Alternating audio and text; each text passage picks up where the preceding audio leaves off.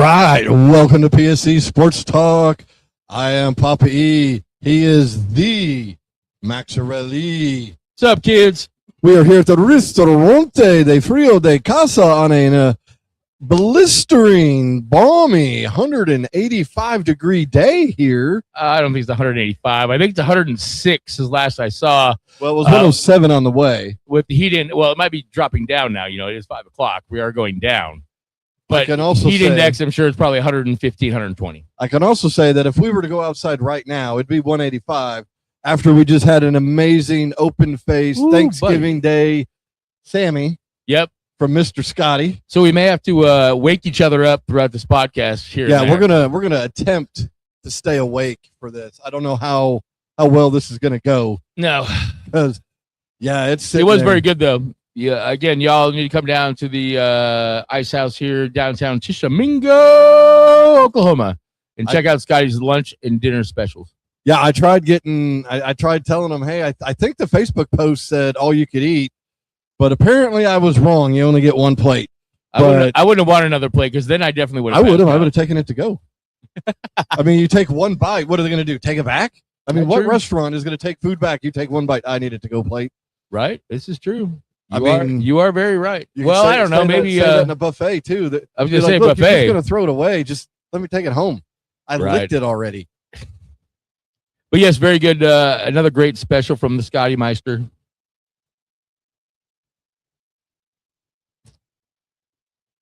We're going to start off with one of our infamous rants, and I'm starting more and more to dislike the WNBA, the weirdest National Basketball Association. Yep. This one here is absolutely amazing. Yes. So I heard about this just the other day. Well, yeah, I was the one that pointed it out to you. This actually blew my mind when I heard this. This is like so. I hate how we have to talk to the tops of this. I know. It's crazy. This one really chaps my ass. Oh, well, actually mine too. And I'm not even, I mean, I'm just I'm a Cubs fan because you're a Cubs fan and you know, we're homies. So, well, and I didn't know the Nationals did it, but I thought other teams did it as well. So, okay, yeah. So most people are going to know that, hey, Cubs win. They fly the W. They fly the W flag. Which has been done since I want to say like 1896 or something like that. Am I correct with that? I don't. Maybe 1912. I just know I always remember it. Exactly. Okay, and you are 37. Yeah, 37. We'll say that. Yep. And the Washington Nationals do this as well. Oh, well, no. We don't have to give away your age. You are older than the WNBA is, correct? Oh, yes. I'm definitely older than the weird-ass NBA National Basketball. Yeah, as well as I am older than the Dub. Alliance. So they are filing a trademark infringement, maybe? No, they are filing the trademark to trademark the W. Which, to be honest, I don't think they've been called the W until just like the last couple of years, I want to say. But here's what I don't get. This is how stupid the WNBA commissioner and whoever her cronies are. You can't define what the W is. You literally can't define W for the woman. The woman. But they can't define it. So you have two guys trying to be in the league, which Enes Kanter Freedom did come out and said he hopes he gets to play with Caitlin Clark. That'd be a great duo. It'd be like Jordan and Pippen. I mean, and it would be. But you want to file a trademark for the W. For the W. So the Cubs and Nationals have counter-filed because they've been doing this for years. Now, do the Washington, do they fly a W also, or is it just because their logo is a W? I'm going to assume because they fly it. I just was reading where. Right. No. I don't know either. So they fly a W like the Cubs do. I'm assuming. But also on their hat though is a W, so that maybe that could be it too. I don't know. I just think neither here nor there. It's so stupid. This is just, again, the WNBA is completely tone deaf everything that people actually care about in this world. It's this commissioner needs to go. But I don't. She's got to go. She's allowing it. Look, it starts at the top. Well, you're right. She had to be the one that allowed them to go after this thing right here. And it's so hot. But at the same time, with some water.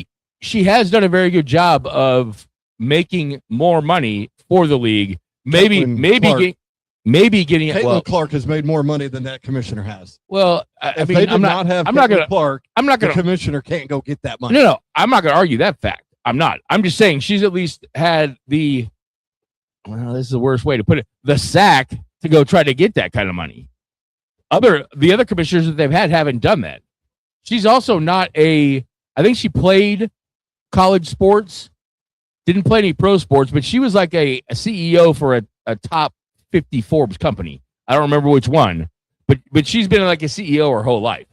So I get the fact that she is good at making money for the league, getting deals and things like that, but she definitely does not know how to run league. I will say that and agree with you on that point that she does not know how to run a sports league. Yeah, but she needs to go. She's a very good business-minded person, though. I will say that. I think Sophie Cunningham came out and said they need a commissioner. Oh, what did it say? Let me try to pull it back up real fast. I haven't heard anything else from Royce Knight regarding his. Okay, but really, Enes Kanter changed his name to Enes Kanter Freedom. Yeah, he did that a few years ago. So what does he think? He's world beat free?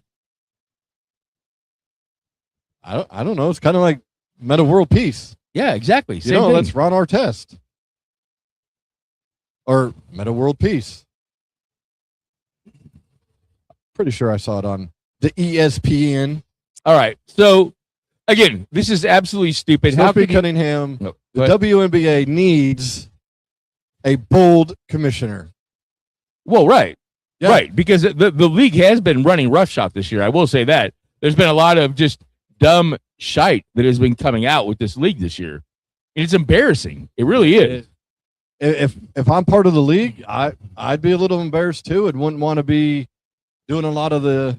Well, you wouldn't want to be a part of it. Again, also, if I was Caitlin Clark or Sophie Cunningham, and I'll just leave it at that, if I was Caitlin Clark or Sophie Cunningham, I would be embarrassed by this league. I would be. That just. But again, like we talked about last week, they're the 1% of the league. They're not the majority of the league. So the league doesn't give a crap about the way they think or feel. So I actually looked it up, and they are the minority. That's what I was saying. No. The non-heterosexuals are the minority. Are you sure? That are out. Are you sure? I did look it up. It says up to 35%. Only 35%? Really? That are out and admitted. Okay. Because I was wondering. I was like, I wonder what that really is. No, I did look that up. Okay. Well, then my bad. Now, you still may be right because this is by who's out. Right. But then you also have teams like, again, the Fever, that the GM, the president of basketball operations, and the coach are all alternative lifestyle people. Yeah. So, of course, you're always going to side with your alternative lifestyle people rather than your two stars on your team. I heard Cunningham is shooting like 46% from three this year, by the way. That is amazing. Well, and she's getting clotheslined. And Caitlin Clark, I think, is averaging a double-double. They're good players. But never mind. All right. So again, as we mentioned before, the W is the biggest trash league. It's in litigation. I think the W is in litigation now. I think the AFL is probably run better than the WNBA. Dude, it's horrible. Horrible for the WNBA. It is. So we're going to switch over to some NBA news now. Russell Westbrook has retired. Apparently had 2 years off from the Wizards, or a 2-year offer, from the Wizards. Yeah, and he decided to retire instead of going back there. Good on him. What does that tell me? he knows how bad it's going to be. Well, no, not just and he doesn't want to deal with it. Not just that, but he's been declining for a few years now. He could still go. No, he can still go. No, he can still definitely go. Yeah. I'm not saying that he can't go, but his skills have diminished, I would say 25% from his MVP season. And when you which is still head and shoulders better of a lot of players in this league. Don't get me wrong. And if you look at it, you've hit his age, and I can't sit here and say that Russell Westbrook went ring chasing. He was ring chasing with the Thunder. He wanted to win one with the Thunder. But that's not ring chasing. That was the team that drafted you. I'm saying that's what he wanted to do. Right. He has not been a ring chaser. Oh, no, he went to the Clippers for crying out loud. Lakers too. That didn't last very long. Remember when LeBron wanted him there and whoop. Yeah, and then he sat on the bench. Yeah. I liked watching Russ play after his first couple years. His first couple years in the league, I was like, dude, why is this guy a point guard? He shouldn't have been a point guard. He shouldn't have been. And I also think that a lot of Russ's stats were hollow stats. I'll say that. I think they were hollow stats. Well, but at the same time, you can't, hollow or not hollow stats, you can't diminish what he did. Was it 3 years in a row he averaged a triple-double? Yeah, I mean, again, you can't diminish the fact of what he did, but again, I think those were hollow. Some of those were pretty hollow stats. Now, you do know he passed, who was it? Oscar Robertson. For the most triple-doubles. Yes. By far. Probably doubled it, if not triple. By far. Yeah. Russ is retired. He's got someone that is more than likely going to pass him. Jokic, yeah. Yeah. Or maybe Wemby, too, to be honest with you. Well, it's too soon to say because Wemby's... Yeah, we'll see how long Wemby actually lasts. You're right. But the career triple-doubles, he's retiring as the leader. Yeah. But Jokic is only... He's on his heels. Oh, yeah. If he stays, because you did see... Yeah, somebody... that there is a Greece owner... I did see that. That offered him I didn't see how much it was, but they said it was the headline I saw, they said they offered him a bag, like a lot of money. And he's a free agent after this year. I don't see him leaving the W or the W. Ooh. Sorry, Nicola. Yeah. I don't see him leaving the NBA. Wait. Did you call him Nicola? That's his name. Nikola Jokic. Nikolai. Nikola Jokic. I'd say it differently than that feminist way. That's just me. I wouldn't want him to mistake me for saying Nicole. That's all I'm going to say. Or his brothers, for that matter. Well, yeah. His brothers are pretty gangster, from what I understand. So, Russ, Hall of Famer?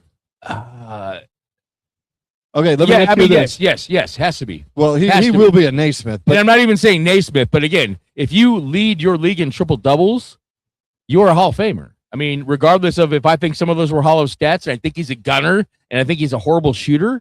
Oh, you can't. He is. You can't take away the fact of, again, you have the most triple doubles, which is one of the toughest stats to get. You lead the NBA all time in that. Yes, you're a first ballot Hall of Famer. And I'm talking not Naismith, because to me that's a joke. Well, I know. If there was an NBA Hall of Fame, I would put him in. I would too. I mean, you have to. Again, he's one of the greatest. Stat-wise, he's one of the greatest basketball players ever. Yes. Again, the eye test doesn't tell me that, but so kudos. No, sayonara to Mr. Russ. Sonic, drafted by the Sonics, but never played. That's right. You're right. I forgot he never did don a Sonic uniform. So that leads us into another. Yet maybe he'll come out of retirement and play for the Sonics. Yeah, in 4 years. It's not 4. Is it 4? It's a few years away. I thought it was only 2, but that's neither here nor there. That's for them to vote on it. Neither here nor there. I thought we already got voted in, but all right. This is interesting as well. Yeah. So this is more. Hey, and I don't want to say anything sexist on here, but this also involves a W. Oh, I like what she's doing. Me personally, I do too. I'm just, So the Bus family has decided, let me rephrase that. 4 out of the 5 Bus family want to sell their stakes. They've revolted against Jeannie Buss. But in the will, Jeannie Buss has full control. She is the controller of the trust. Well, not technically. In order to sell the shares, there's four. Or there's 5 of them. No. There's 3 of them that are higher than the other ones in this type of vote. Oh, okay. See, I heard Jeannie was the one, though, is what I heard. But okay, go ahead. And she abstained from the vote to sell. Yeah. So basically, most of the Bus family want to sell the remaining 17.2, I think it is. Yeah, 17%, basically. Yeah. Or percent. Yeah. Which, if that happens, Jeannie Buss is no longer the governor because there's some clause that's in there when Walter bought it. So, Walter's selling it because, hey, he's in some shit. Yes, exactly. Well, see, and that's why I think that's what they're talking about. That's why he sold his shares of the Lakers so quickly. It's because of I'm sure this isn't baseball news, but what's going on with the Dodgers is why it's not, because that's what I'm trying to find all the other info about that. We're gonna have to wait till some more info comes out on it. But he's in some shit.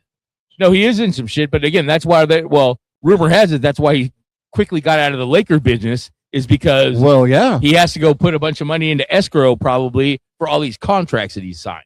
But again, that's pure spec on my. So the Buss family ownership of the Lakers is now going to be a litigational shit show. But at the same time, Jeannie is still the governor at this point. We'll see. Dude, look how long it's taken the NBA to do an investigation on the Clippers. Hey, nice segue. Great segue. So I like this thing right there. So according to the NBA, they say they lack any proof that Ballmer paid Kawhi Leonard through these other companies, which is crazy because I've watched I think it's more tied. Ballmer didn't get paid through those companies to pay him. It's something like that. Yeah, they don't have proof that he's involved. Huh. But I watched 15 episodes of Pablo Torre Finds Out, and Pablo sure found out that he freaking circumvented the salary cap to pay Kawhi Leonard. Spoke with people in the organization that said they all knew that Kawhi was getting paid through aspiration. Yeah, what a bunch of crap, by the way. Yes.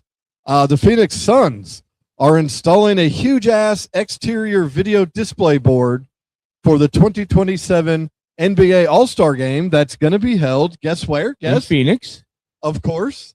I mean, apparently this is going to be so huge that they probably could have done it in Vegas and maybe you could see it. Well, I'm wondering, though, are they circumventing the salary cap then? That's what I was... I figured you were going there to pay... it's the same company. It's got to... Is Booker getting paid? It's got to be. Come on now. How many video board companies are there? There can't be very many. It's got to be the same company. We don't know for sure. We're just throwing it out there. Pure spec. But we're just giving the info and people can make up their own minds. But is Booker getting paid through that company? That's very interesting.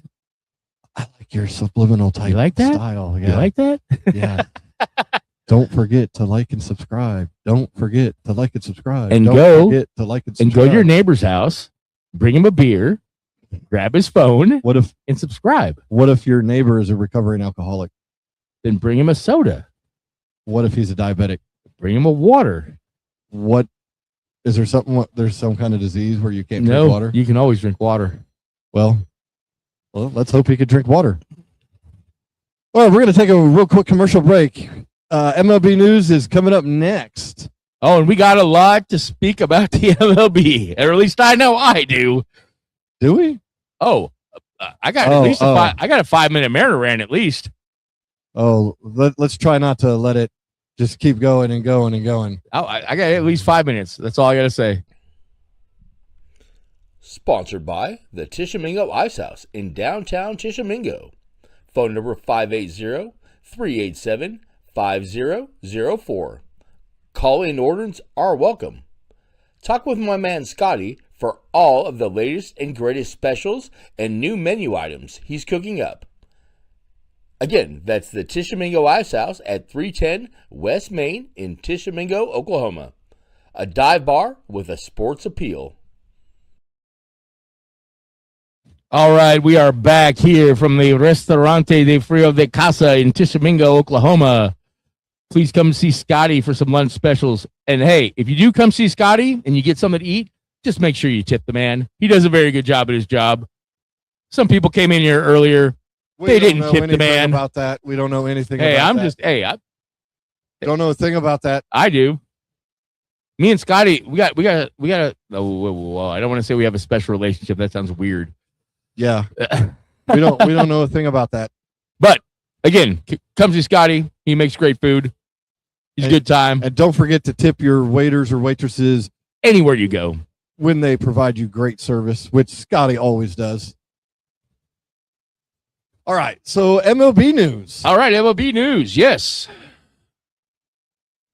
Tommy John passed away. Yeah, that's sad. That's a week or almost about a week real ago. Close to when he sent out the goodbye letter. Which is crazy because, again, I thought he was already dead, to be honest with you. Right. Well, you know what? This brings me back up to Tommy John should be in the Hall of Fame if Bert Blyleven should be in the game. I mean, Bert Blyleven was a Hall of Famer with 287 wins. Yep. Their ERA is very similar. Yes, we did take a look at this offline. I would agree with you. Bert Blyleven was one of the Hall of Famers at the Netflix. Oh, yeah. Husker game. Field of Dreams game. That's what it's called. Did you put that in the notes? No, I haven't. But great game. Great game. It's kind of a boring game. Anytime, I love the entrance of it. I love the entrance. And anytime you go to that field, it's just a good time. You know what I'm saying? Just like the stadium series for the NHL, playing outside hockey. Yeah, that's those I haven't. too. I want to go to one of those. Stadium, yeah, me too. Even though I'm not a huge hockey fan, but I would love to go to one. Which I believe the Phillies won, and that started off their. They've gained 3 games on the Braves. When do we get to that? Okay. Schwarber hit 2 into the corn. Yeah. So next we have here the MLB owners approved the sale of the Padres for $3.9 billion. I mean, highest sale, whatever they call it, for a Major League Baseball team. $3.9 billion? Billion. The Seahawks just sold for $12 billion. NFL makes way more money. Why do you think their tickets are so high? Why do you think it costs $300-$400 to get every game on season ticket? Just make it a la carte. Hey, I want to watch the Bears all season.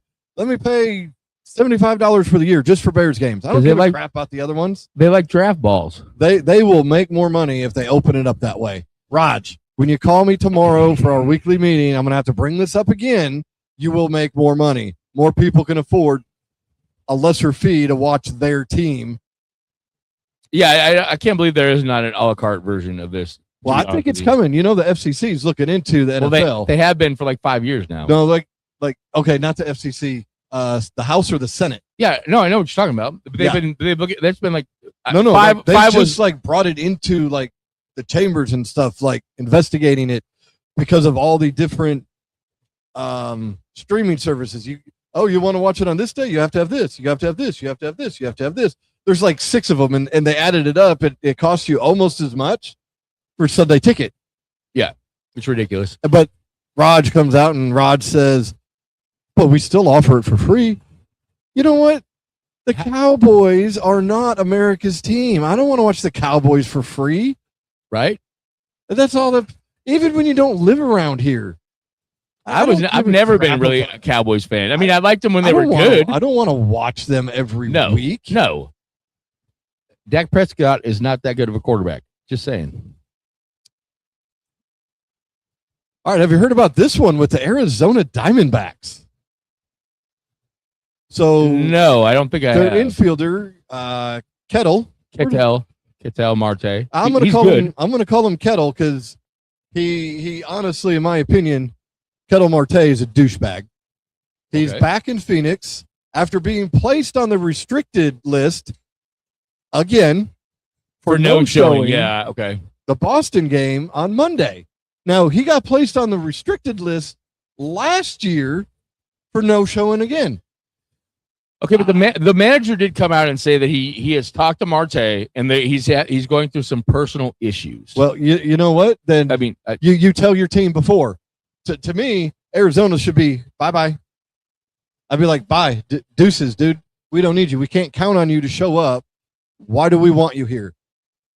Oh, I'm not disagreeing with what you're saying. I'm just saying that the manager did come out and say that he is dealing with some personal issues, but he also didn't know that he was going to no-show that game either. He did say that in the same interview. So someone talking out of both sides of his mouth, but he did say that he did speak with Marte and that Marte was going through some personal issues. Yeah, after they're trying to find him. Well, he finally showed up, and But what was funny, told him, hey, by the way, you're on the restricted list. He finally showed up, and they said, no. Go back to Phoenix. We want you to check your knee. Oh, it's a knee thing now, supposedly? I think he just got Maxarelli. Well, what was funny is they were in Boston and they couldn't find him. Now, it'd be one thing if they were in Phoenix and couldn't find him, but you're all the way in Boston and you can't find him. How can you be dealing with personal issues while you're out of town? Yeah, and last year, he was gone for more than a couple of days. I don't remember that. I don't, but I guess he flew home to his native country. Probably DR. Just assuming. I don't want to speculate.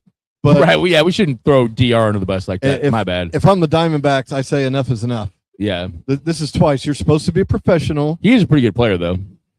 I'm just saying he is pretty good. Pretty good stats. He's above average. But can't show up. Exactly. If I'm a teammate of his and you're a teammate of his, and he no-shows a game and you lose, the next time he shows up in the locker room, he's getting a drubbing. Well, it just depends on. I mean, we don't know. We don't know what's going on. He might even get the soap and a towel.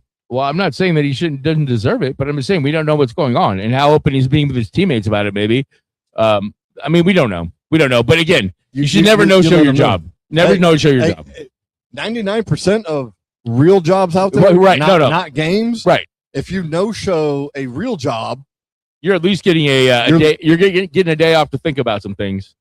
Most of them you're getting terminated. No, right. But you're at least getting a day off to think about some things and maybe come back with a letter of a corrective action on how you're not going to no-show your job again.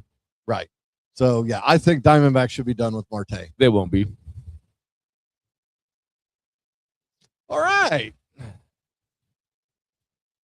So, does this start your rant? We can start it out here. So, the Brouhahas last night tied the largest shutout with a 22-0 rout of the Seattle Mariners. First of all, do you know the last time this was when this happened? No. Was it against? Hey, wait. No. Was it against the Mariners? No, it was not. Okay. This is the worst loss in our history. Okay. No, it was. Don't say the Cubs. No, it was. I don't know who the other team was, okay. Right. But it was in 1898. Was the last time it was. So this is a actually not even a once in a century thing. This is every other century. Right. And you know the team that posted the 21 runs? No. The Philadelphia Friars.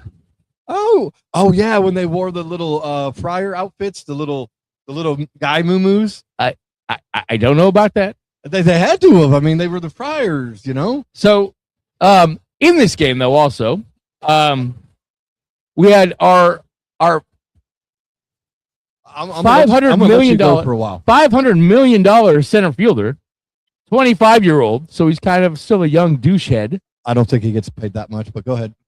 He got a big contract. No, he does. He does. But you would think, as the technical, probably the leader of the team, right? Cal Raleigh's batting a buck 53, so he's not really the team leader anymore. You have to say Julio is because again he has a 10-year contract, so you would think he'd be a team leader, right? You would think. You would think. So you should know. Okay, team leader or not, as a member of a Major League Baseball team, you show up. You show up, but you should be able to count how many outs you have, right? You should know when you have 1 out, 2 outs. You should. 0 outs, right? You definitely should. So when you make a play in the outfield, you should know that's the second out and not the third out, right? You would hope. So you shouldn't take the ball out of your glove and throw it into the stands to give up 2 more runs. Well, wait. Hey, now I'm trying. Let's hold on a second. You're defending here. Julio on this one, okay? I'm not really. Okay, would PCA do that? I don't think PCA would do that. Here's what I'm going to say: was there any TNA? Was there a piece of ass out there he was looking at that he was giving the ball to? I don't know. I told you the last time I checked the game, it was 6-0. So I mean, because I went to a White Sox game years ago, and Jose Rio was pitching there, and the little kid wanted the ball, and who did Jose Rio give the ball to? The big-breasted piece of ass next to the kid that wasn't even related to the kid. Well, I mean, so that I don't know, but again, I do. I was there. The game was out of hand at this point, so I mean, it's somewhat of a moot point because again, it was like it was in the 8th, so it had to be. I think they got 2 runs off of that, so it was 8-0 already, and I think we actually had a position player pitching also because in the 9th inning we gave up 9 runs. Right. Wow. So I don't think that was did your closer? Oh no, it wasn't Dingleberry. No. Oh, okay. No, but in the 9th inning for the Brujas, though, they had their backup catcher pitching, and it was the most pitches under 45 miles an hour in Major League history. Well, and we still couldn't score a. They couldn't hit that. Excuse me, here it comes. We still couldn't score a fucking run with a guy pitching 45 miles an hour. At that point, you just kind of go to, hey. This is public park ball here. Right. That's what I'm saying. You can't jack one out. Slow pitch ball. No, I think it was at least still pitching overhand, I think. Well, okay, I'm talking speed wise. I think it may not have had the arc. It might not have. But at the same time. And they still couldn't hit. So should Dan Wilson be fired after this game? Yes. This should have been the game. And I've always followed the Mariners. Ken Griffey Jr. is the one who started me doing the hats backwards because I thought that was the coolest thing. Well, it is the coolest thing.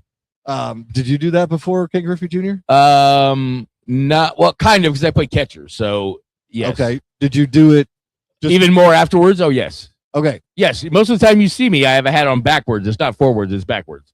So you got a team that almost went to the World Series last year. Yep. Has most of that team back? Most of it? No, Eugenio. Eugenio probably said, "Oh, I know what's going to happen. Deuces." But no, for the most part, yes. They're having a, as they said in with the Cleveland Indians in the Major League game, they're shitty. We are shitty. And this should have been the game. You can't. This is just going to. Dan Wilson's lost that locker room. I think he lost it a long time. I think he lost it a long time ago. This should have been the game. You say, sorry, buddy, 22-0. That's enough. But I don't think you can fire him mid-series. You can. No, mid-series on the road. Yes, you can. Who's going to manage the team? The bench coach. Okay, because they're doing such a great freaking job too. Most of the time when mid-season firing, happens. Oh, that's like eating. Man, this was like eating lunch or dinner all over again. That was really good. Thanks again, Scotty. Leftovers were just as good. They just bring up a bench coach or the third base coach. They have plenty of coaches, and that's usually your interim. They're not going to hire a new one. They're going to do an interim one. That's what they do. And Wilson should be gone. Wilson should have been gone months ago. But this should have been the final straw.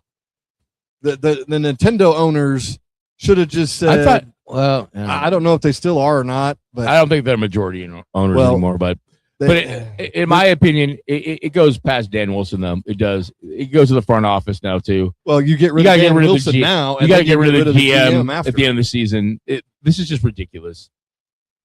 Yeah, but maybe the only thing saving his job, is they're 3 games out of the last wild card spot. Yeah, they still have a chance, but again, you can't go out and lose 22-0. No. But again, that is the best team in baseball. Just saying, record-wise, the Brujas are the best team in baseball. They overcame the Dodgers? From what I heard on McAfee today. Well, let's just check your sources. Yep, we will. Or you will. I guess I should have just left the app up. Probably should have, so it doesn't have to reload every time. You're right.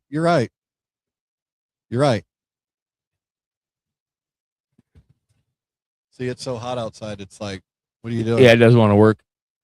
There it goes. There it goes. All right. Maybe.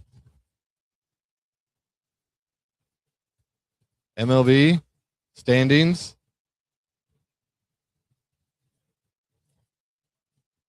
Wow. Bear with us, ones of the nuns. Bear with us. Bear with ESPN. We're waiting on ESPN. Their app kind of crap. All right. Brouhaha 78 and 48. 619. Hey, 619. Rey Mysterio. They do have a better percentage because Best team in baseball. I think the Dodgers have played a few more games. So, yes, they are the best team in baseball. Hey, the Cubs are only 2 games behind the Dodgers for second best team in baseball. Just saying. All right. All right, so the LA Dodgers place Edwin Diaz on the DL, but watch Ohtani throw bullpen sessions. 35 pitches before Tuesday's game. Next step for him is live BP and throwing sessions. So, Ohtani, maybe the closer. And what I was reading was, because they said he's not pitching because of, I think it was left knee soreness. Knee soreness. But they also said right bicep tenderness, too. But he also came out and said the other day his knee was fine, by the way. So, Dodgers are getting ready to... Hey, he closed out the World Baseball Classic a couple years ago pretty well. They're getting ready to have to start throwing him in there. He's not going to qualify for ERA title. No, but he still had a great year pitching. He hasn't pitched in what? A month? Yeah, over a month, wasn't it? Yeah, it probably is over a month. But well, maybe he pitched a game or two, a start or two of his before the All-Star game, and that was. But they're probably just saving him for the playoffs. Yeah, and now they're not the number 1 seed. Now they got to go through the brouhahas, and dude, that they still will. I'm telling you, bro, that's the best team money can buy. Well, yeah, and we'll see if they have the same owner come whenever this other federal investigation into their owner. And I guess we'll have more information on that next week because we didn't prep for that as well. So no, because I just found out about it like on the way here. Right. No, exactly. I was reading a little bit about it. One report was saying that Walter is Madoffing the Dodgers and all that deferred money. Well, yeah, he signed these players to does not even exist. Right. The money doesn't exist. It's not an escrow or nothing. It's all on future revenue that the team is supposed to be able to make. But he also owns an insurance company that has insured all of that money. So he's basically double dipping on this is what it is. But he does not have that money in escrow. Okay. Well, he might since he's selling the Lakers. Well, and I think that's why he sold the Lakers, to be honest with you, so quickly. Because again, I think with the NFL, once you sign a player like that, you have to put that signing bonus into escrow or something like that. We'd have to look way more into right. That. Yeah, that's too Pablo. Right. This is on you, Torre, for us. Cancer survivor Trey Mancini retired from the MLB. His best years were with the Orioles. He missed 2020, I believe it was, for his cancer, had a tumor removed. I want to say colon or intestines. He did play with the Cubs, and actually in his retirement post, he put in parentheses, he loved playing for the teams, and when it said the Cubs, he put in parentheses, I wish I could have played better for you. Is he related to Ray Mancini? Boxer. I don't know. Ray Boom Boom Mancini. I don't know. Mancini is not a very popular last name. That's the only reason why I ask. He's bounced around in the minors. He only had 169 home runs total, but dude came back from cancer and played Major League Baseball. Yeah, that's amazing. So kudos. Enjoy your retirement, Mr. Mancini. Hopefully you can stay in remission. Oh, he was also 2021 Comeback Player of the Year. He won the 2022 World Series with Houston. Oh, so no. Not the Bang series? No, that was 2017, I believe. Oh, okay. Yeah. 22, they used different devices, not the trash can. Oh, not the trash can. No.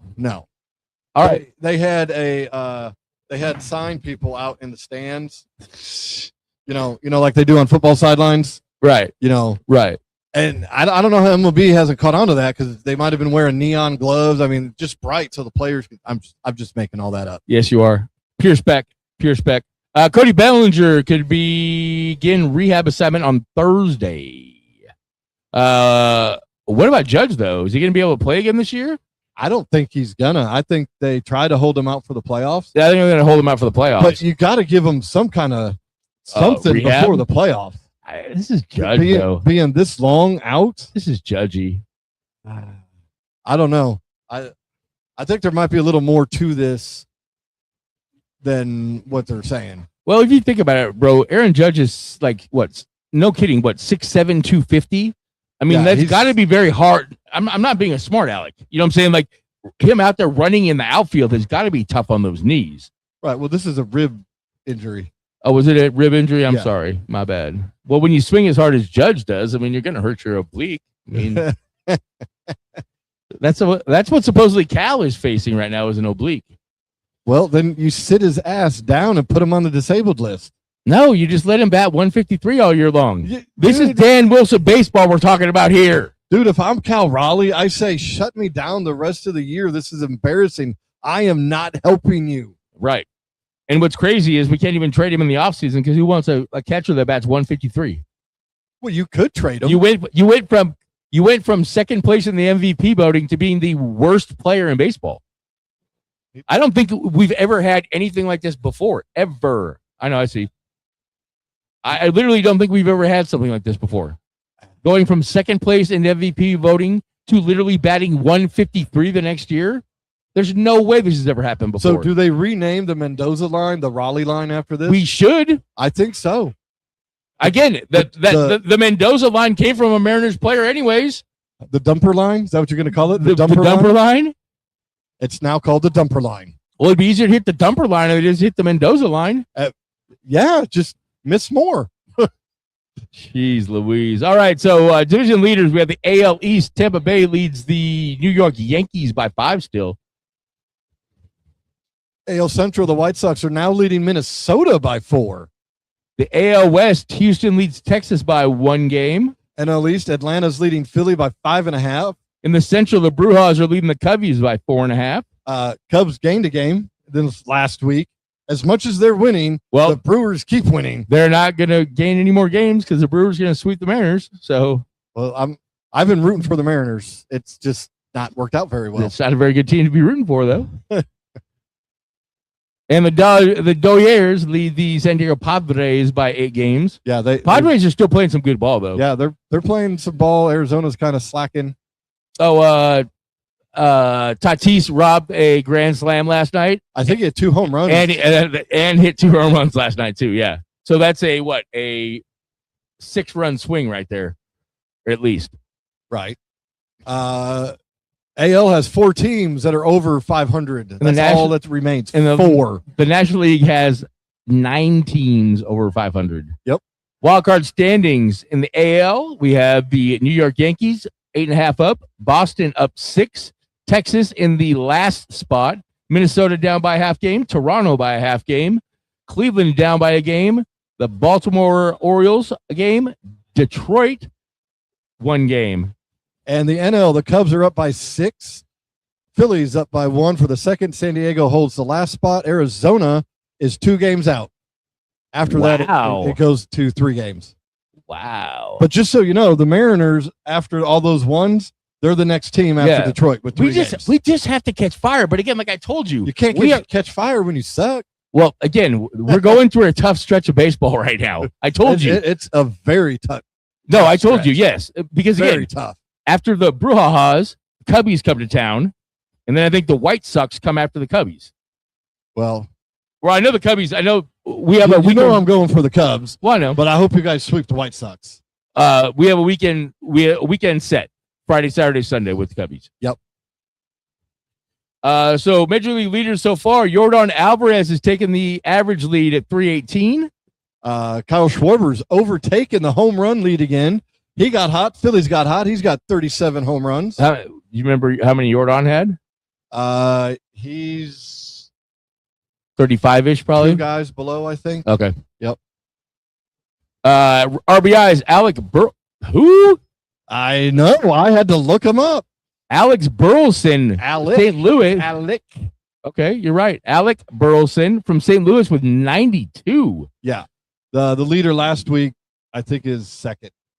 Which is CJ Jordan. Abrams. I think it's CJ Abrams. They moved him from shortstop to second base, too. You know, he has the most errors out of shortstop. Oh, I didn't know that. And he's pissed. I'm like, dude, you suck. Yeah, if you lead the league in errors. It's like Gleyber Torres, the prize trade piece with the Cubs for Chapman, and he went to the Yankees and was not a good shortstop. No, he's a horrible shortstop. Was a great second base or above average second base. But I think Abrams is kind of a tall guy though. I think he's like 6'3" or something like that. So I think second base might be kind of hard for him, but neither here nor there. Hits wise, it's Luis Arise from Philadelphia with 153. Wow, what happened to Otto Lopez all of a sudden? He's Lopez is second. It's a long season. Otto plays in Miami. It's probably a lot warmer down there. Well, and Luis Arise, man, he's a hit machine. He really is. I don't get why he plays first base. Anyway, because he's lazy and he can't play anywhere else. The stolen base leader is still Nasim Nunez from Washington, who has stolen exactly 0 bases last week. He leads with 40. Wins leader, Christopher Sanchez, still from Philadelphia, with 16. ERA, still Jacob Mizorowski, the Miss, which, by the way, WWE is going to be in Milwaukee, and they're trying to get the Miz to talk with the Miz. They're trying to get the Miz to get the Miss or the Miz to talk to the mic. No, the Miz is the Miz. He got no Z. But his ERA is 1.75. He's jumped up. You still think he finishes below 2? Yes. You think they shut him down? No. Okay. Save leader Brian Baker with Tampa Bay, 35. Strikeouts, Jacob the Miss Mizorowski, 210 strikeouts. And quality starts is Sandy Alcantara with Miami of 19. Yeah, I just put it on there because you said it one week. I was like, you know what? I'll just. Well, it's because we were looking at on the sheet that one time or off the website. But all right. So to the ones of the nuns, we got to take a quick commercial break. We will be right back. Don't go anywhere. Yeah, buddy. Just go to the kitchen, get your drink. Maybe make one phone call to get someone to like and subscribe. You know, prank call someone. Just dial. All right. Yeah, just pick up random numbers. Sponsored by the Tishomingo Ice House in downtown Tishomingo. Phone number 580-387-5004. Call-in orders are welcome. Talk with my man Scotty for all of the latest and greatest specials and new menu items he's cooking up. Again, that's the Tishomingo Ice House at 310 West Main in Tishomingo, Oklahoma. A dive bar. This commercial break is sponsored by PSC Sports and more.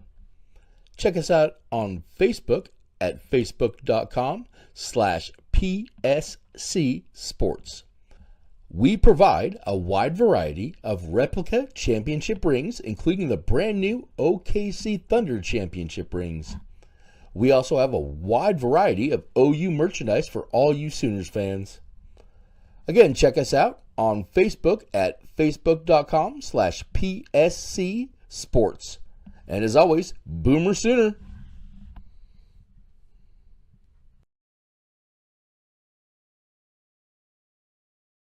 All right, and we are back here at the Restaurante de Frio de Casa in Tishomingo, Oklahoma.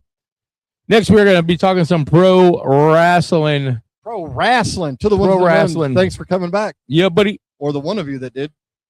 Oh, yeah, we lost one. All right. So, mostly what we got here is a Monday Night Raw recap. Yes, sir. Probably not going to take as long. That is up here. But Stephanie Vacour, La Primera, she kicked off Raw. Basically, it was a confrontation. Judgment Day came in. Then Becky Lynch came in. Interesting storyline. I'm just wondering how. I don't know if they're building this for Money in the Bank. I hope they're not building a triple threat match for Money in the Bank. I would rather see Becky or Stephanie have to face each other. I would too. Face her. I would too. And then afterwards, those two could have a little little feud. Yeah, get in the mic, brother. Get in the mic. Well, I was. There you go. I know. I was burping some Scotty.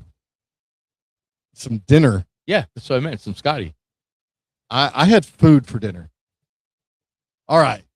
Javon Evans, he defeated J.D. McDonough, followed by Big Cass beating the Young OG's ass. Again? Why are they putting these two together, brother? I don't know. And then the Young OG, he you remember he said he's laying on the mat. Oh, you're gone. Big Cass came and did it again. And then he was leaving the ring and you go, no, keep going. I'm like, no, I think he's having a little pity on him. Yeah, no kidding.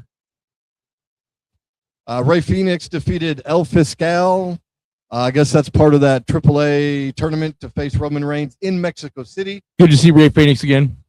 Ray Phoenix, I like Ray Phoenix. I love Ray they Phoenix. Get him and Penta back together. I do too.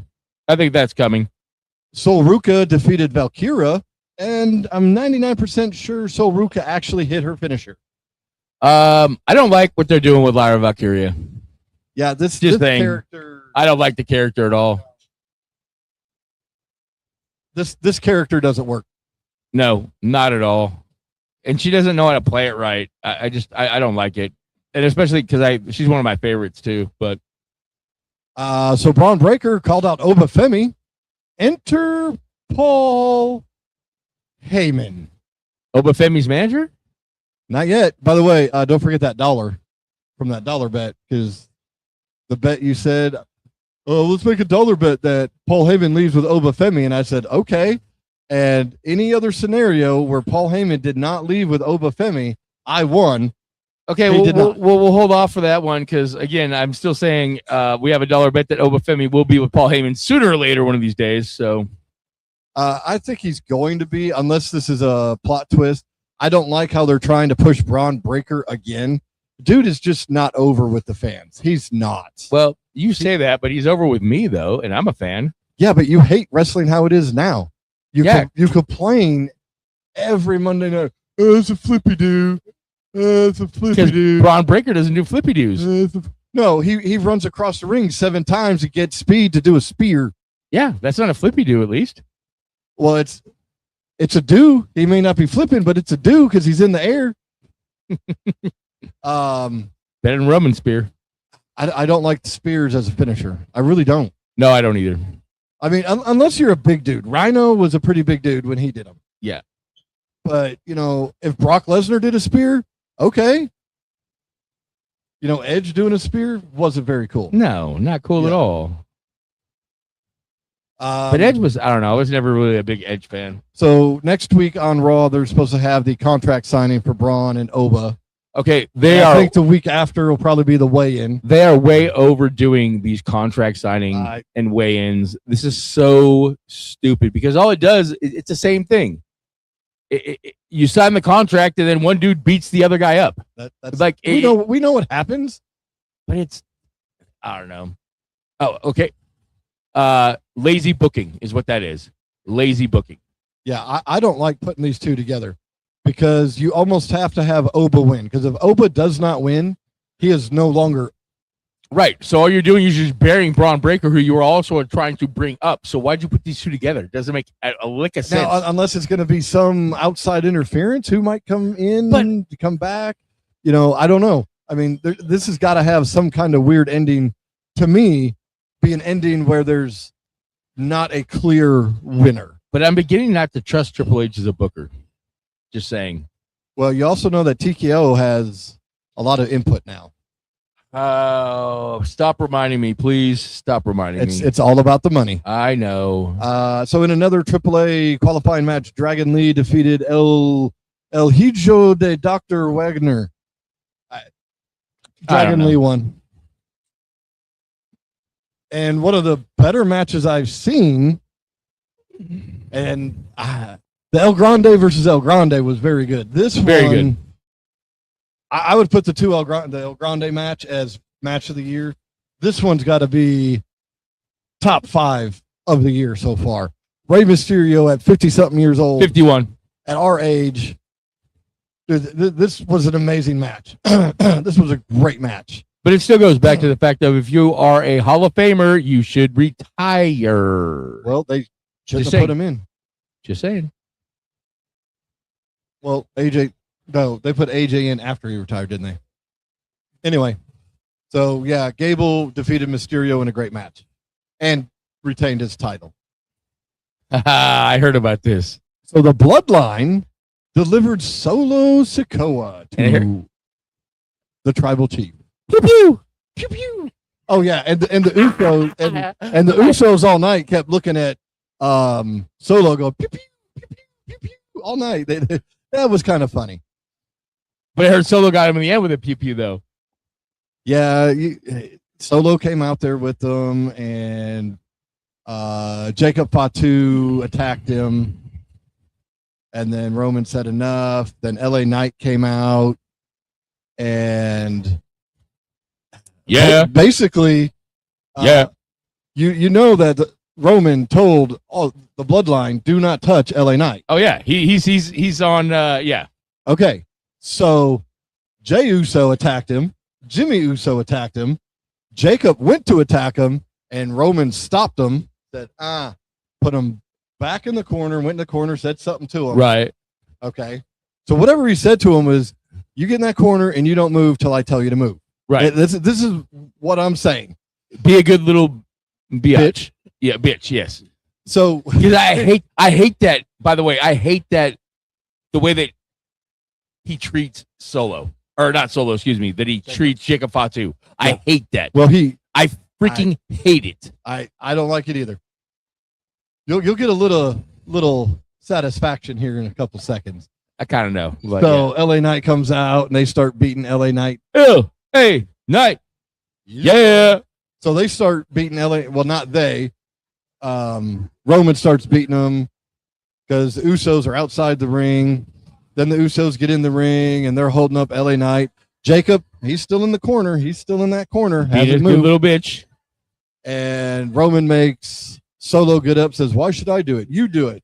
You do it. Yeah. Solo then turns on everybody. he thumb struck Roman Reigns in the throat with his thumb strike, whatever you call that move. Samoan spike. Yep. It's a thumb strike. It's got to hurt his thumb if he actually really hits like collarbone. Well, but that's why he puts all the tape on his thumb so he doesn't jam his thumb. He's putting the tape here. The jam is going to be here. Just saying. And Solo left with LA Knight.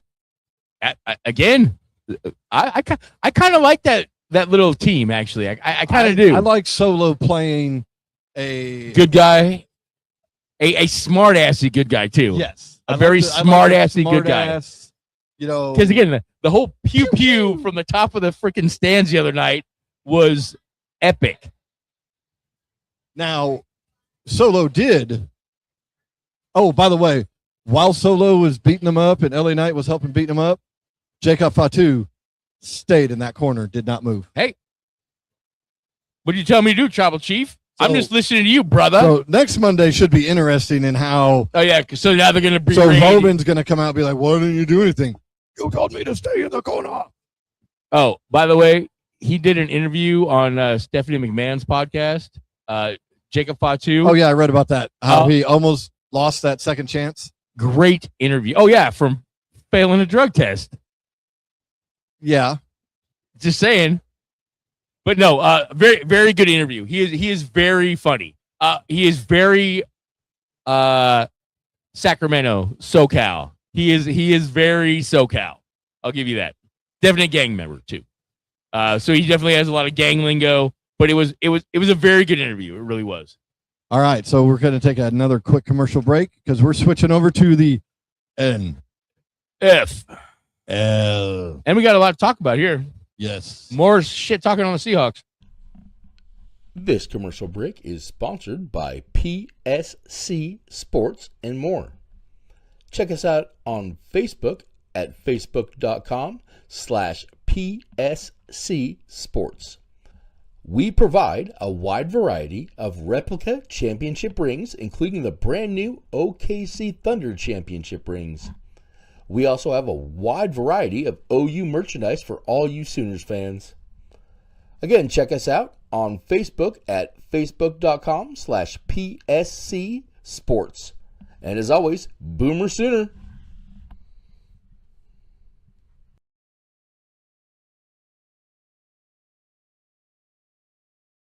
Anymore.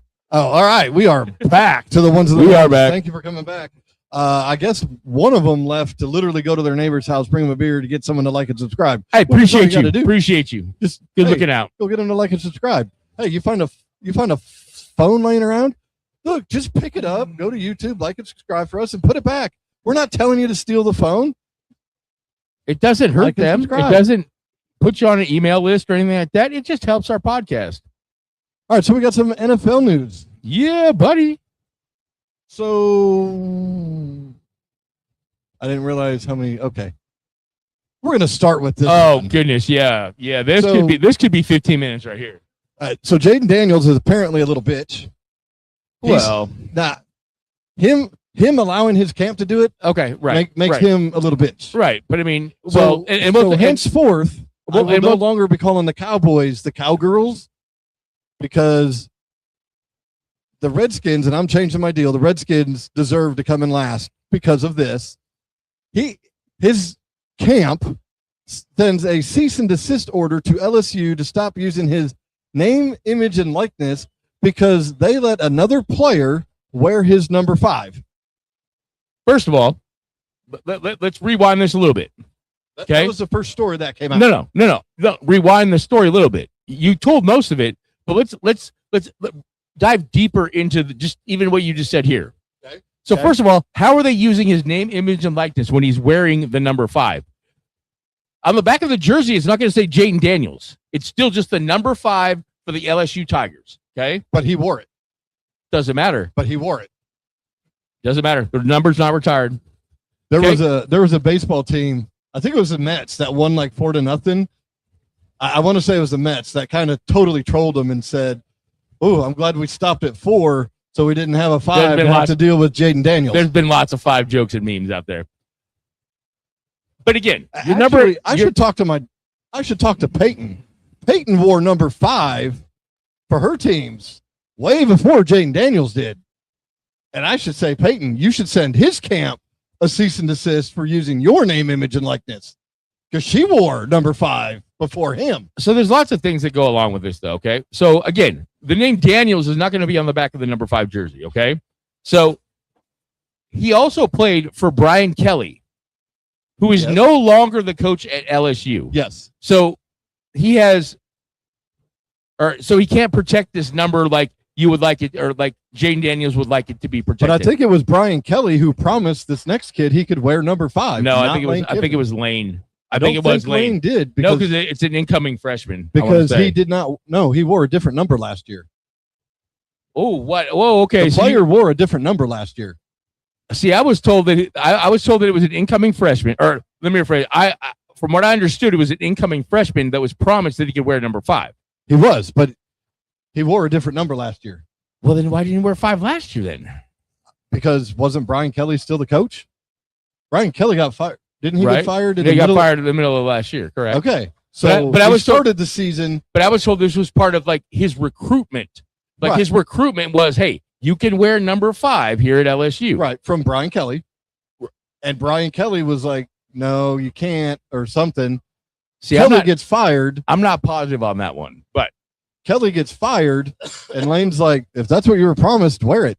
Okay, the number's not retired, Jaden, right. and you don't own it. You do not own it. Well, and again, this goes to the off-air conversation that we had that you said, hey, bring this up on the podcast. Remember watching Quarterback? Kind Jaden of. Daniels' mother is his manager. So, and I'm pretty sure that Jaden Daniels' father was not really in his life because do you remember seeing Jaden's dad during Quarterback? You know, I don't. So this is one of these single mother things where That's my boy, and my boy gets whatever he wants. exactly. Well, by him allowing her or his camp to do this, And you could tell, make him look like a bitch. and you could tell during Quarterback, his mother Runs the is- show. You think his mother still wipes his ass? I'm just saying. I wouldn't put it past her at this point after watching quarterback and after what's going on here. This is absolutely ridiculous. Jaden Daniels is looking like the biggest, just tone deaf idiot. Yeah. Your number's not retired. Brother, there's only so many numbers. There's 100 guys there's only 99 numbers. Well, 100 if you count 0. And 75 or something like that get to dress at a home game every week. You can't wear double numbers. Oh, this is just the most tone deaf thing ever. And all this is doing, you're right, is making you look like the biggest tool ever. And Yes. and the worst part of this, he only played 1 year at LSU. He played 3 years at Arizona State. He played 1 year with LSU. I wonder if Arizona State is letting someone wear whatever number he wore then. He doesn't care to win the Heisman there. Well, so? I get your point, brother. I get your point. Hey. But again, this is just. You know who's been pretty quiet about it? Some former LSU alums. Burrow, Chase. Joe Burrow, who was a Heisman Trophy winner, and there's been. Oh, these LSU guys are like, they're just shutting their mouths because it's like, dude, well, Jaden, stop. But at the same like time, this. but at the same time, Joe Burrow, nobody's worn number 9 since Joe Burrow has left LSU. Yeah, because Jaden came out and said, I'm being treated differently. Well, you know what? Well, maybe no one's wanted to wear number 9. But do you remember in his last, because Joe played 2 years at LSU. In his senior game, in his last game, he came out with the name on the back of his jersey, not B-O or B-U-R-O-W. It was spelled B-O-R or B-U-R-O-U-G-H, as in like it had the X on the end. It had the Louisiana slang. Exactly. That embraced him with the LSU fans forever. Well, and winning a Heisman and winning a national championship definitely helped out too. Now, maybe if Jaden won a national championship, maybe they wouldn't have gave it to him. Now he's being a little bitch. I hate this. I hate this because I really do like Jaden Daniels. I do. I lost a lot of respect for him. Lot. Yeah. Again, so you care more about your college legacy than you do about your pro legacy? Is he number 5 on the Redskins? Yes, he is. Who wore number 5 before him? Donovan McNabb? I think Donovan McNabb was a better quarterback than Jaden Daniels. He should be calling him, whoa, buddy. Well, didn't Donovan wear 5, right? And he played for the Redskins. I don't know. I was going by what you said. I don't know. I'm pretty sure Donovan McNabb played a. But a ton of people are having a fun time, totally making fun of Jaden Daniels. And he deserves it. Yeah, he deserves every bit of it and some more. All right, so we're going to move on from that one because, yeah, Jaden Daniels is a bitch. So what do you think about this Jackson Darte, the blue tent issue? He got hit. We saw a little bit on Sports Center. No, he got I've hit in the pregame. I've seen the hit. Do you think he's going to get called all year long on a big hit? I think he's gonna. Okay, well, here's the thing. There's multiple things on this. Okay, so first of all, the hit that happened. Okay, there's lots of levels to this hit. First of all, that Olay block by the running back was bullshit. Which John Harbaugh did call out in his post-game press conference. Just saying. He did. That block was bullshit. Second of all, Darte got hit in the chest. His head did not bounce off the turf, but he got up slow. Yeah. So he said he had the wind knocked out of him. So my thing, get up off the ground, pussy. Sorry. Get up off the ground, and they won't make you go in the blue tent. Yeah, but I think anybody that's been hit as many times. No, right. With concussion issues, yes. He's going to be, I think, I'm not saying targeted, but anything questionable, that independent person up top, they're going to be like, hey, check him. No, he is going to be targeted. He is. He's just going to have to deal with it. I mean, he is. Tua. The year after Tua had all those concussions. But Tua deserved to be in the 10 most of those times, though. Well, no, he did. But even after when he came back, he went in the 10 a few times. They're going to be like, hey, check him. Check him. Don't get me wrong. The NFL has to do what they have to do to keep their players on the field, or money keep flowing. Yeah, buddy, protect the shield. This is a protect the shield, is what it is. That's what this is. But look, here's what I'll say. I don't think he deserved to have to go in the tent to get a concussion check. There was nothing. He had no hit to his head at all. No bouncing off the turf. No nothing. Yes, it took him a minute to get off the ground, but it is what it is. I mean, yeah, he's just going to be. No, he's a targeted player. Yeah, he's going to be. No, I agree with what he's saying. He is a targeted player. But you know what? Your style of play is what has made you a targeted player. That's also what makes you a dynamic player, and that's what got you drafted high, is because you are a risk taker and you do play some questionable style of ball sometimes. Right. But at the same time, I don't know. And he plays in NFC East, against the Cowboys and Jaden Daniels. Bitch boy. Speaking of Cowboys, they have decided to sign Von Miller. Does that help them on defense enough to make a Super Bowl run? I don't think so. I don't think as a whole team. Von Miller had 9 sacks on 230-ish rushes last year. 9 sacks. But that's at the same time, that's more sacks than the Dallas defense got on third down all of last year. So no, it's an upgrade. Definitely upgrade. It's definitely an upgrade. Better. And he's not going to be a starter. He's just going to be a rush end. But I don't think it's enough. I don't think it is either. I mean, they lost Trayvon Diggs, so I mean, their secondaries, maybe not going to be as good now. It's better. No, I don't think this helps Dallas make a Super Bowl run. But I do think Dallas is going to be better than what we've. Well, and they got a lot of young defensive players that maybe Vaughn can help them develop. Oh, maybe, yeah. Than others. Ty Simpson and Zach Wilson, they had standout games in week 1 of the preseason. Hey, I'll tell you what. From what I saw in highlights. Excuse me, I'm going to throw one in there right now. Motherfucker looked pretty good in that game, by the way. Oh, Zach Wilson. Yeah. I was having I know you was coming, but again. I got you. Well, you weren't saying it mean. You just. No, I was just. You were pointing out a fact. Yeah. Facts are facts. Yeah. But you almost knew Ty Simpson was going to play well. You're playing in McVay's offense. You got handpicked by McVay to play in that offense. Do you think he passes Stetson Bennett as the backup? Oh, yeah, definitely. You think so? Yeah. I don't believe Stetson Bennett is sober, to be honest with you. That's just my opinion. And that may be. And that's pure spec, by the way. I have no factual information on that. I just, Yeah.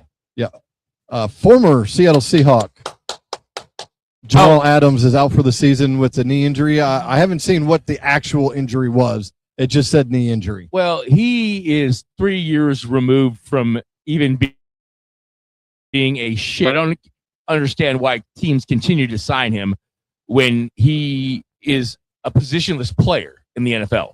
He's too small to play linebacker, and he's too slow to play safety.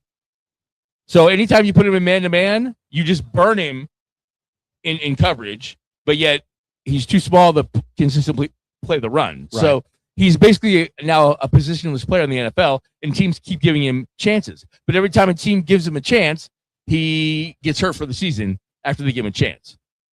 Good riddance, brother.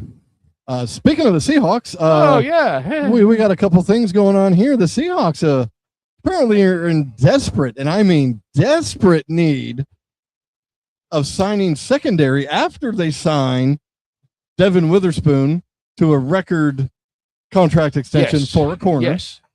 He's our number one. I'm okay with that. I didn't realize they were in this desperate of a need. No, neither did I. I thought our corners, I thought Job was pretty good. Like I really did. Huh? No, Job is still there. We lost Kobe Bryant. To you guys. We all lost Kobe Bryant. No, and the other Kobe, we lost him for most of the season.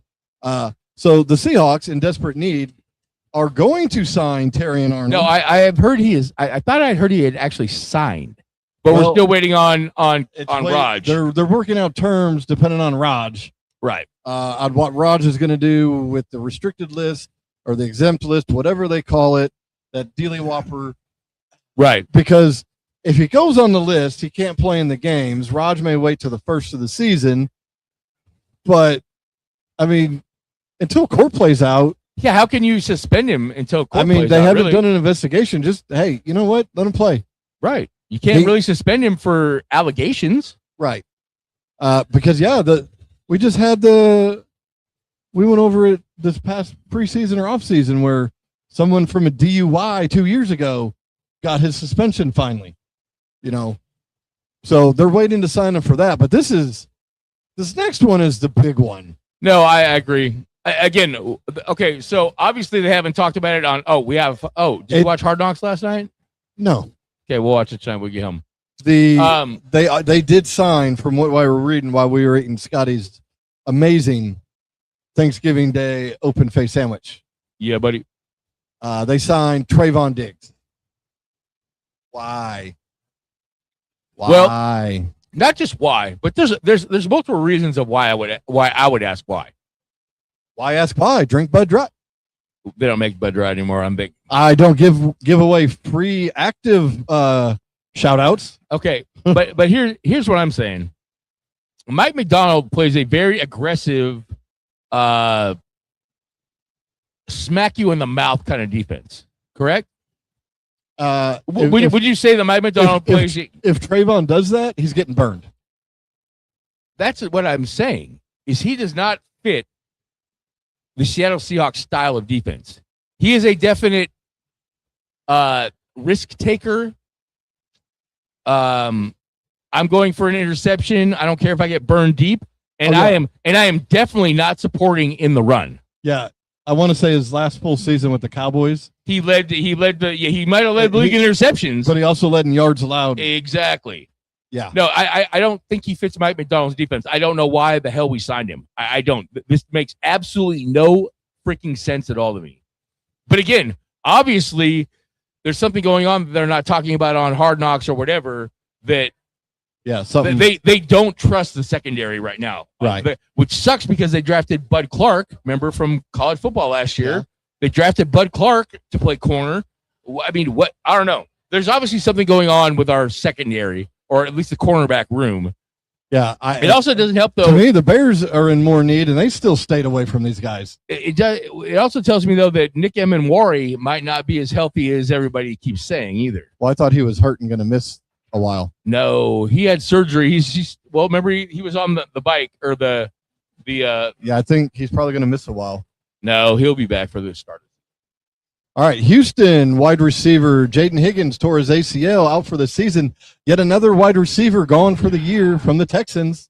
I feel so bad for CJ. I really do. Oh, I didn't see this one. Well, New Orleans running back Alvin, I almost called him Calvin Amara. Alvin Kamara. He's out at least a month with the MCL sprain. I didn't see that. This opens the door for Ratatouille. You said his name isn't Etienne. Etienne. Etienne. Etienne Jr. Oh, your boy gets a shot here, buddy. Oh, the Steelers are going with Will Howard and Drew Howard in the next preseason game. No Aaron. But hey, that's good. That's good. I did also hear though that Drew Aller played very well in the Steelers preseason game too. Did Aaron play in week 1? I think he played like maybe a series, maybe. Okay. All right, so there was a great scuffle in the Saints and apparently Cowboys there practice. were a couple of them. Well, a couple of scuffles, but there was one good one. Yes. So, is his real name Brock? Seriously? Yes. So Brock Rex Steiner or Brock Breaker, maybe, or maybe Brock Steiner. It's Braun Breaker's cousin. So no. Brock Rechtensteiner. Right. Rex Steiner is Scott Steiner's son, which is again for Scott our Steiner's WWE fans, dude. Right? Okay, but we also have Braun Breaker is Rick Steiner's kid, right? So these guys are cousins. They're cousins. Yes. Yeah. So, and he's also suspended for 6 games for PEDs. Right, but he can still play. Yeah, PEDs. But he can't which one? practice. But we're pretty sure we know they are. So yeah, in practice, go ahead. Delivers a very nice belly to back suplex on a Cowboys player during a scuffle. Did you watch that deal I sent you with it? You got to follow him around for a minute, right? Then you catch it at the end. Because I did see this scuffle. They've led McAfee off with this today. They've led McAfee off with talking about Rex Schneider's belly to back. He'll be in WWE in 2 years. But and that's exactly what McAfee said. He's like, hey, WWE should just go sign him right now to NXT. Get him in there. He's turned it down. He wants no right. No, I know. Hey, and I don't blame him. Hey, I want my shot. Well, you make way more money in football than you do in wrestling. Not if he's a special teams player. He'll make more in wrestling. Maybe he'll make more in wrestling. But at the same time, they were also showing the quarterbacks in this one. Again, you saw it was the whole team was brawling, right? Yes. And you had Spencer Rattler and Shuck right on the outside, like, should we go in? Should we get in? No. And then they started like getting closer to each other. So I'm sure they were like talking mad mess. Oh, I liked how you were doing this. I thought you were going to go, and then they started. I'm glad you didn't do that. No, but again, they were right on that. They were right on the outside of the scuffle. Like they wanted to get into it, but they're like, wait, no, we're quarterbacks. And again, red jerseys, you could definitely tell they were quarterbacks. Then they kind of like again came next to each other. So I'm sure they were talking shit the whole time. But yeah, it was just kind of funny. So Raj, our buddy Raj has came out and said he has no doubt an NFL team will be based overseas one day. Duh. I mean, well, yeah. Duh.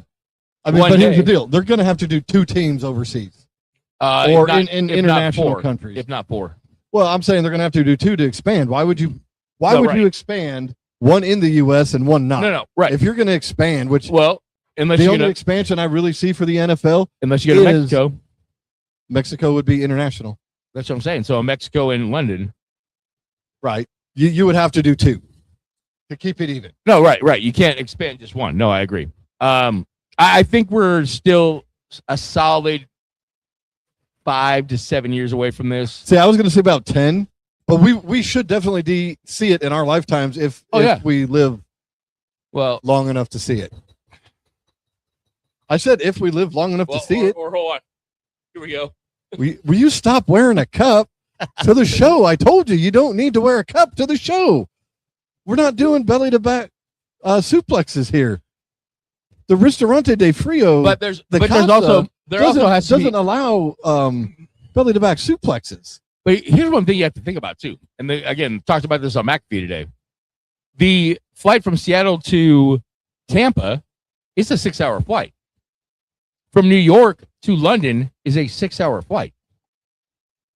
Okay, it's the same flight. I'm not. Oh, okay. I don't know. I don't want to see us in Europe. I don't. I really don't. Well, London's considered Europe, right? I just said I didn't want to see us there. Well,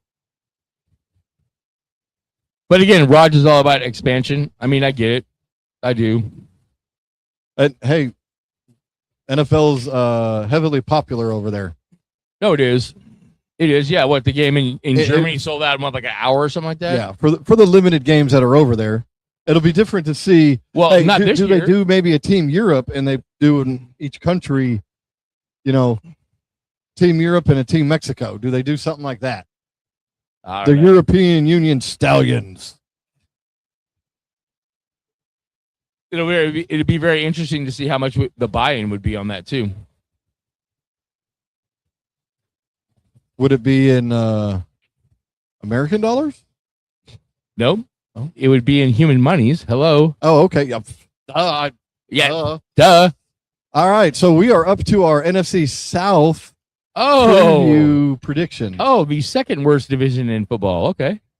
Well, we're saving the best 2 for last. Well, I know. You going to pull anything up? Or the teams? Because you probably don't know the teams. No, I know the teams. NFC South is the Carolina Panthers. I'm kind of thinking it's going to go in that order. Yeah, probably actually. Just the order that's up here from preseason. I'm going to say Atlanta's coming in last. I would. No, I don't think so. No, you know what? I'm going to give Kellen Moore some love. Yes, I think Atlanta is going to come in last. I don't think Tua Tagovailoa is a NFL quarterback. I think he's a backup at best. And we don't know after this year is probably going to be like, why did I sign that extension? And we don't know what's going on with Michael Penix either. So, and he's definitely injury prone. But as we talked about last week, the surgeon that did his knee said that was the best knee surgery that he's ever done that day. Right, until Penix blows it out again. So we both have Atlanta coming in last. Yeah, I got New Orleans coming in third. Barely, just because of Kellen Moore. If you can make MFer look like a good quarterback, you obviously have some good plays. So, and it's going to come down to Carolina, Tampa Bay again, and I think Baker overtakes Carolina. Well, Baker's playing for his job right now. Baker's got a job waiting for him. Yeah, in Pittsburgh. Yeah, and they'll pay him. Now, I don't think Baker's earned top 10 quarterback dollars. I do. I don't, not top 10. I do. But he's definitely earned way more than he's making. Okay. He's not a $60 to $80 million a year quarterback. I'd say 40 to 50. Okay, let's play a little game. Okay. You know I like games depending on what they are. Name 10 quarterbacks better than Baker Mayfield. First 7 will probably be easy. After that, you might have a problem. Josh Allen. Oh, yeah, that's the guy. That's Josh one. Allen. Yep, that's Lamar one. Jackson. That's another one. Matt Stafford. Yep, definitely Matty. Aaron. No, not at this point in his career. But Aaron's still a better quarterback. Not at this point in his career. Oh, well, I'm naming you one. You asked me to. Who else is out? Is Tom Brady still playing?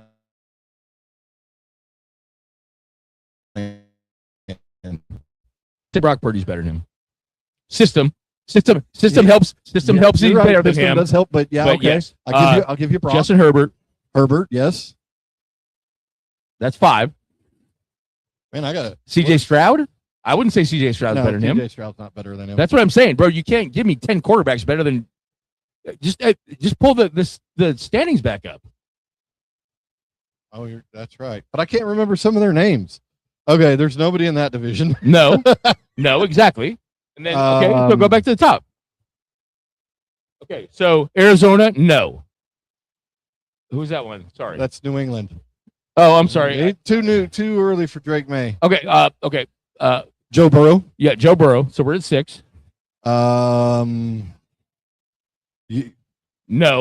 You're not going with your boy Danny Dimes? No, definitely no. I thought you were going to say Caleb, but I didn't say Caleb.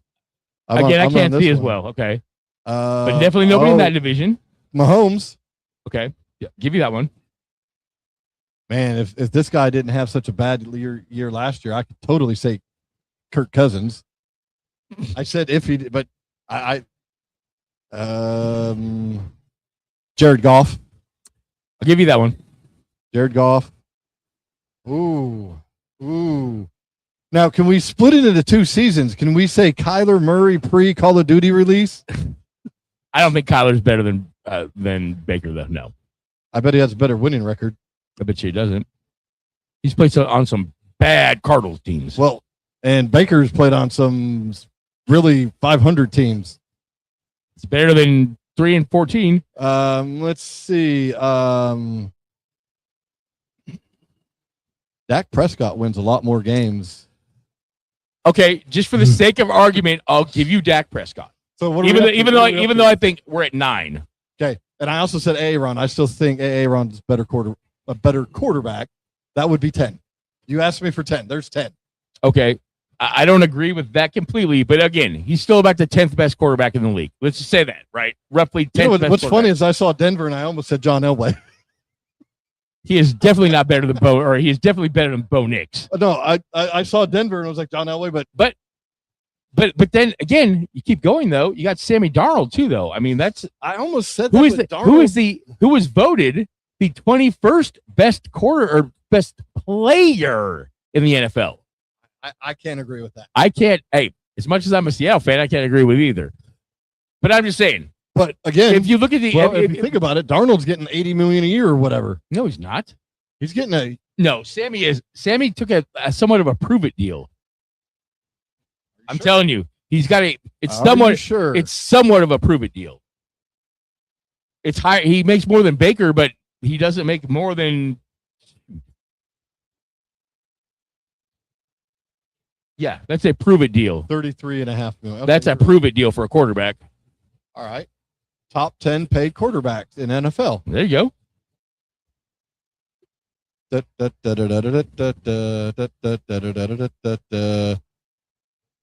Wow, Jordan Love is on there? Yes, bro, they paid him a piss ton of money. And I don't think he's better than Baker, by the way. Do you?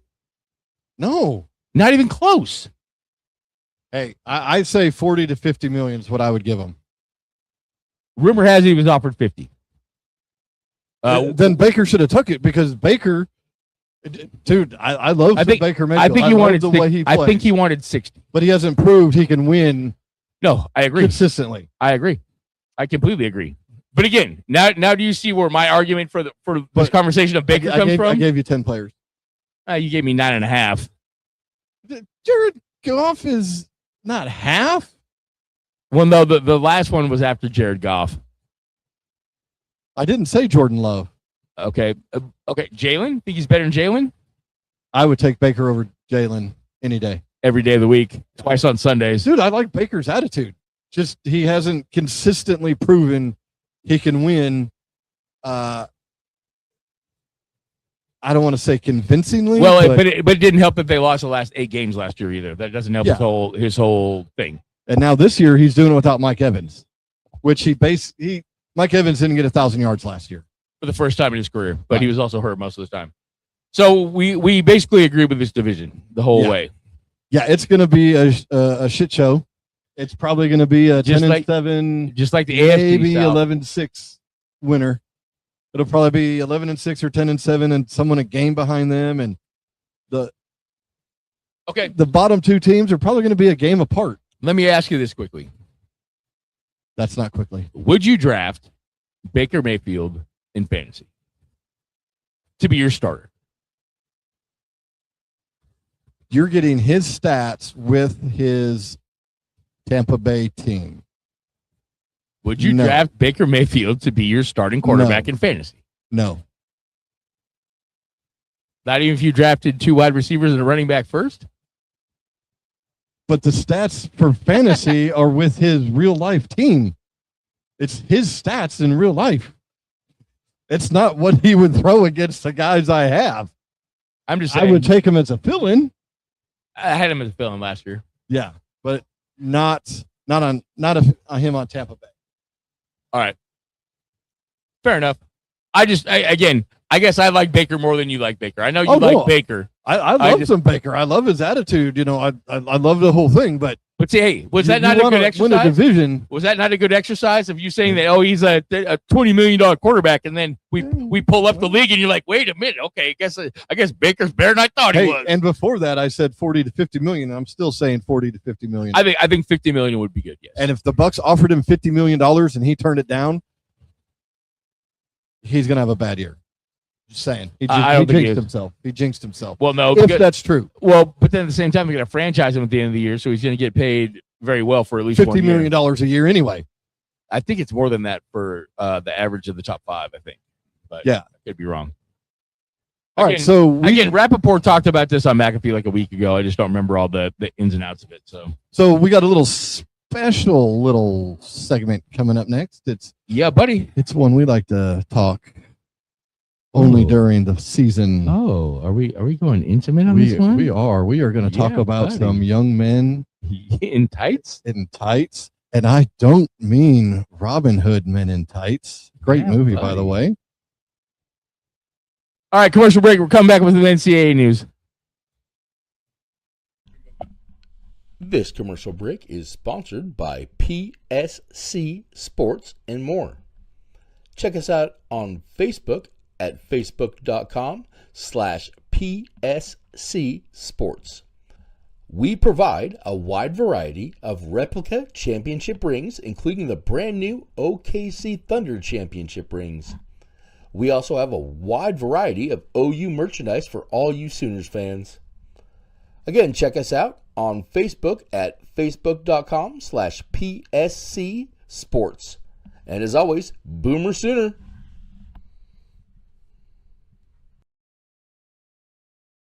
That said, Boomer Sooner, when we're about to talk a preseason poll in NCAA football.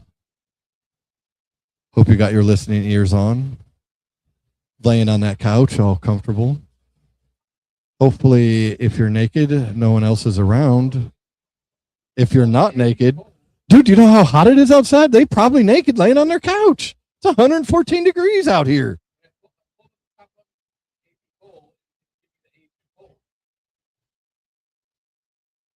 Rankings. I got AP top 25. All right, so we're going to start at the bottom of this. Number 25 with 117 votes was Missouri. This is preseason. This is pretty speculative. It'll be interesting. This is a middle of the tier AC or SEC team. So, I mean, we'll see. Again, this is preseason, so, I don't see them staying in the top 25. I don't either. I don't see them staying for more than a couple of weeks, probably. I don't either. At number 24 at 194 votes, Louisville. Big 12 team. I mean, they could win the Big 12. They got a good squad. Well, I don't know. Louisville's in the Big 12? Pretty sure. What other conference are they in? They're not in the ACC. Well, it lets me find out. Let's see. They play Ole Miss, SMU, Wake Forest. No, they are. They're in the ACC. Yeah, that's what I said, right? ACC? No, I said Big 12. You're right. I'm sorry, I was wrong. I don't see them staying in this very long. No, probably not in the ACC. No. Houston. But we'll see. They have a good coach. Houston at 23, 252 votes. I see. They could be higher. There's a lot of Texas oil money in Houston. Now, Houston Big 12 this year? I think so. Iowa is 22, 260 votes. I don't see them lasting very long. He may be staying around 22. I mean, Iowa always plays good defense. They're Big 10 because isn't Iowa State? No, I was in the Big 12. Iowa State, I think, is Big 12. Or no, excuse me. Iowa's Big 10. Big 10, yes, sorry. Yeah, I misspoke. The Big 28. Or the Big 18, yeah, the Big 18. Coming in at number 21, and I could see them staying around in this one with 304 votes, Utah. Because they did lose their coach, though. No, are you thinking Boise State? No, they lost their coach. Utah's ex-coach is now at Michigan. I thought that was Boise State. No, that's Kyle Whittingham from Utah went to Michigan. Okay. Well, so we'll see. I mean, Utah's in the Big 12, right? This year? Yeah, I think so. I don't think they went back to the Pac-12. I don't think. Because the Pac-12 is like dog shit.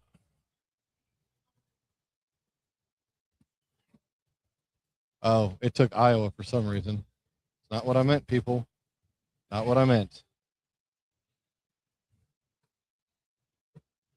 I think they're Big 12. Yeah, they're Big 12. Yeah, you just had to get past the preseason games, and then you can figure it out from there. I think they hang around in this. Hang around, yeah. They'll be top 25 by the end of the year. Yeah. At number 20, 394 votes, Tennessee. I don't think so. I think Tennessee is not going to have a good year. I think they hang around and they climb up. God, what is his name? Former dude was at OU. Yeah, the quarterback. Yeah, Josh Heupel. Yeah, he's done a great job over there. Good fat coach. He's overweight. I wouldn't say fat. He's definitely not. I wouldn't call the brother fat, but he's not Mike Leach fat. Don't be talking bad about the Pirate. I'm not talking bad. Mike Leach was a fat dude. He was. He was also one of the best interviews ever in college football. I never said he was a bad dude. Josh Heupel's not that big. No, I like Josh Heupel. I do. And he's a great offensive mind. At number 19, I don't see him hanging around. I do.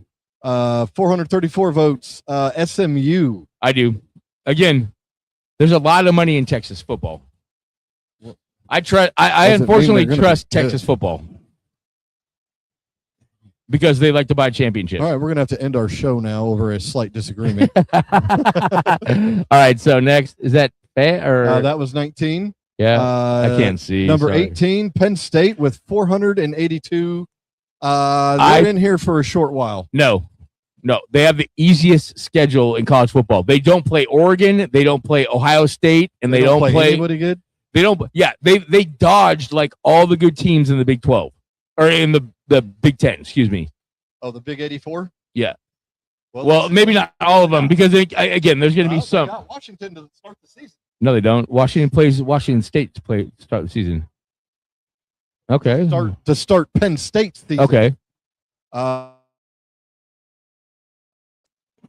We're having internet issues. Maybe that's why it's going slow. They got Wisconsin. Okay, so they have USC, but they have USC at home. So they play at Michigan. Okay, that could be a tough game. Michigan. Wow, we're gonna have to hurry up because we're starting to have serious internet issues. Yeah, see what I'm saying though? That's a pretty easy schedule though. I think they stay in until they lose. That SC game, and those 2 weeks, SC and Michigan. They may lose to Washington. They're going to lose to Washington home. Then they're going to drop. I'm just saying. Penn State does have a pretty easy schedule for a Big 10 schedule. Washington is number 17, 501 votes. I know. They might hang around a few weeks. They hung around a few weeks last year. We were playing well until Ohio State came in and beat our ass, and then we kind of lost the season after that. Well, let's see. You got the Apple Cup, then Utah State. Yeah, how is that? Okay, you just pulled it up. You're right, I did. Why is that different? That doesn't make any sense, does it? See, we're at SC though. That should be a tough game. It shows that game right here. Right. I don't know. All right. But again, we should win that one. Again, Utah State, Eastern. 1, 2, 3, 4. They should win the first 4. We're probably that USC game at home or against USC is going to be tough. Probably lose that one. Probably. They'll probably beat Iowa. At Purdue is going to be tough. You'll probably lose to Nebraska. At Nebraska is probably going to be tough too. But we got Penn State at home. Oh, then you got Indiana. But we got Indiana at home though. At least it's a home game. Well, yeah. And then you go to Oregon, the end of season. Oh, we go to Oregon. Yes. I think Washington hung around in the top 25 last year for a while. They're going to hang around this year again. We're a fringe playoff team. I would say fringe. Well, a lot of shit's got to go right, but I think we're a fringe playoff team. Hey, better to be a fringe than a Notre Damer. Well, Notre Dame's going to make the tournament this year. Yeah, well, we'll see. Oh, wait till you look at their schedule, brother. Number 16, Michigan, 718 votes. F them. New coach. I think they hang around in the top 25. I don't know if they're going to make. They're going to have to play gritty. They're going to have to play gritty. But Willingham coaches a gritty style, so. BYU is 14. I think they're way lower than they should be. Who, Michigan or BYU? BYU. Just because they play in a shit conference, I think they're going to have a very good record, but it just depends on how everything else plays out in the bigger two conferences. Strength of schedule, buddy. Strength of schedule. They play Texas Tech. Well, if they beat Texas Tech, then they'll stay in. USC is okay. Sorry, BYU is 15. Look, ESPN even effed up. Well, no, kind of. No, they got ties. They got ties. Have a tie. I know. Anyway, I know. So 15 is BYU, 14 is USC. USC. This is a prove-it year for Riley. Yes. No, they'll hang around. Well, they're going to have some big losses. Here's what I'll tell you. If they don't make the playoff this year, he'll probably be gone. Lincoln Riley will be fired. Yeah, they're not. I don't see him make playoffs. I don't. I've heard they got a decent schedule. I don't see him. See, it's not in order though. That's what's dumb. I don't know why it is that. Oh, I know why. Because Washington's is a favorite, so it puts it up at the top. Okay. That's it. Hey, go look at that. Hey, I appreciate you on that one. They're going to lose early to Oregon. Yeah, no, see, that's the thing. Yeah, they have to probably lose to Penn State. They're going to lose to Ohio State. They're probably going to lose to Indiana. They'll probably use the UCLA game by the end of the year. No, they're not making playoffs. Yeah, they might be in here for a couple of weeks, but this is a prove it year for him, though. Okay, so then we got number 13, shockingly low for Alabama. Well, Alabama still hasn't named a starting quarterback yet. The guy that is it Mendoza's brother? No, he's at I want to say Auburn, but no, he's not at Alabama. The guy at Alabama, or the one of the guys that's in the top or in the running for the quarterback job, followed Kalen DeBoer from Washington. So he's been there for a couple of years at Alabama with Kalen. Alabama's gonna they'll get some love. They'll end up moving up. They'll make the playoff, but I don't see it much higher than 13 though. At number 12, Texas Tech, and from what I remember about their sorry ass quarterback they had that they were trying to support for his gambling on games he played in, they got a pretty cake schedule. They have a decent schedule. The kid that is going to play quarterback for them, I think, is coming off a knee injury, and I don't think he played very much in the spring or so far, maybe in the fall. We'll see how he comes out. So, I think Texas Tech's actually going to hang around in this for a while. I think they make the playoff. Number 11, LSU at 988. LSU makes the playoff just because of Lane Kiffin. Yeah, because I really don't know much about the team, other than the fact I hope number 5 wins the Heisman. That'd be great. Wouldn't that be funny?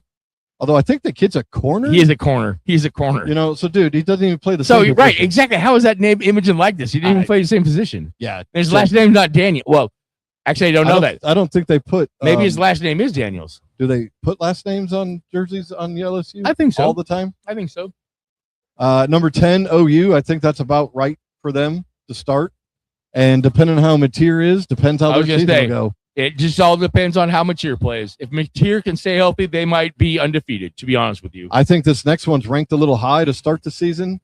Ole Miss at 9.